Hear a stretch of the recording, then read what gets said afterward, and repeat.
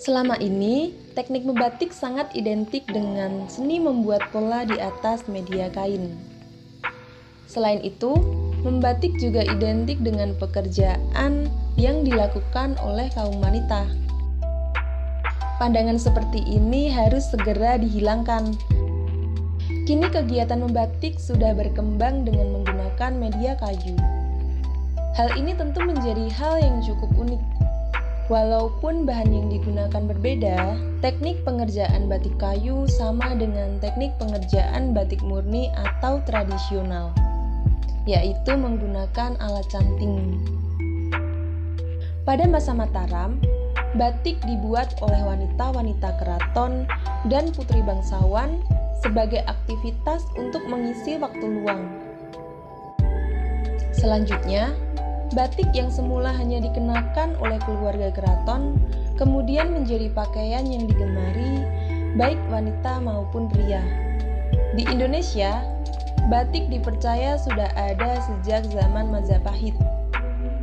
Letak keunikan teknik batik kayu terletak pada perpaduan dua unsur elemen kriya yang berbeda, namun terkesan menyatu dan harmonis.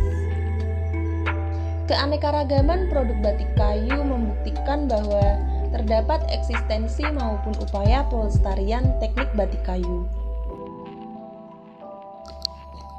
Untuk yang pertama, mari kita ulas mengenai alat apa saja yang diperlukan dalam pembuatan batik kayu.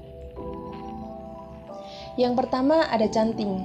Canting merupakan alat yang digunakan untuk menulis atau meneteskan malam dan membuat motif-motif batik yang diinginkan.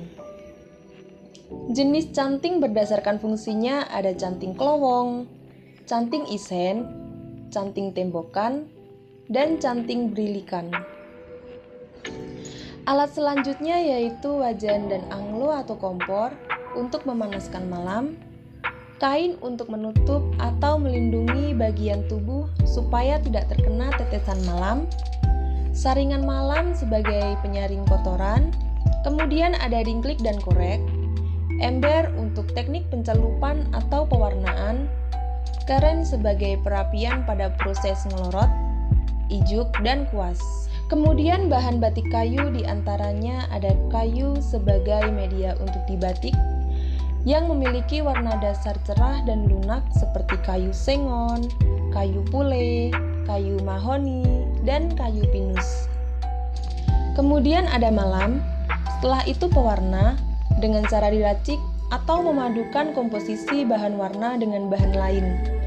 Jenis pewarna yang digunakan yaitu pewarna alami dan pewarna kimia atau sintetis.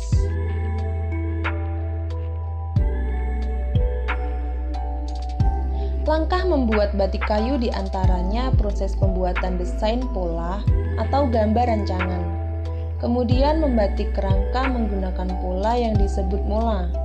Sedangkan pekerjaan membatik yang dilakukan tanpa melalui proses desain pola disebut ngerujak.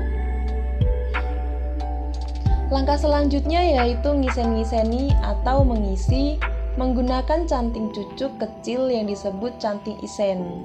Setelah mengisi yaitu proses nemboki.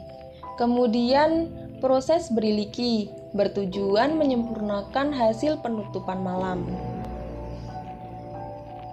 Setelah itu menyelup atau proses pemberian warna. Dilanjutkan dengan proses ngelorot atau pelepasan malam yang melekat pada permukaan media kayu yang sudah dibatik. Selanjutnya nyolet.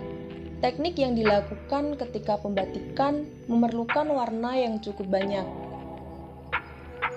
Kemudian mepe, yaitu menjemur atau mengeringkan kayu.